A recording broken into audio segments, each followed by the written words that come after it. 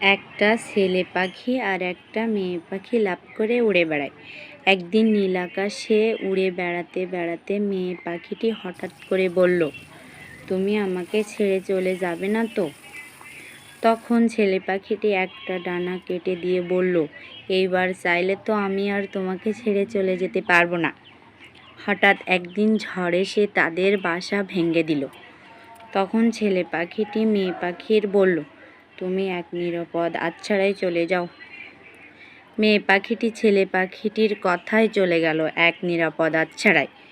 ঝড় শেষে ফিরে এসে মেয়ে পাখিটি